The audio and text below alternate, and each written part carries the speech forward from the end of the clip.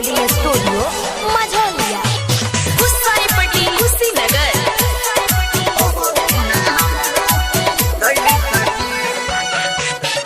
गवना करा के जब से गईले सखी कबहू ना हमरा के दैले सखी। गवना करा के जब से गईले सखी कबहू ना हमरा के दैले सखी। गवना करा के जब से गईले सखी रे कबहू ना हमरा के दैले सखी। बाहरा तो सैया चली गईले सखी कबहू ना हमरा के दैले सखी। बाहरा तो सैया चली गईले सखी कबहू ना हमरा के दैले सखी।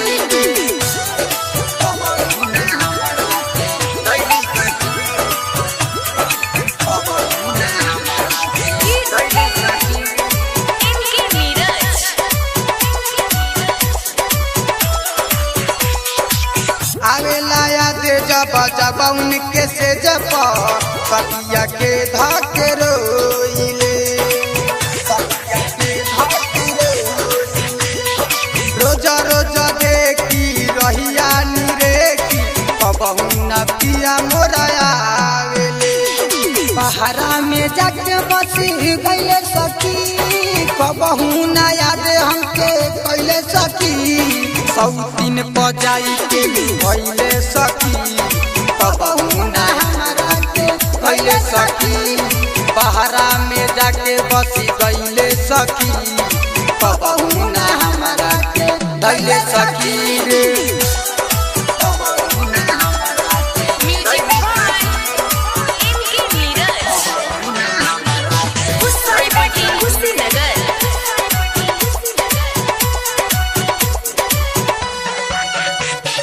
राइटर उज्ज्वल पिया तू ही बताओ काती अब हम करी हो। छन मोहन देवारा ना बाड़े घर के करा से सिर पलड़ी हो।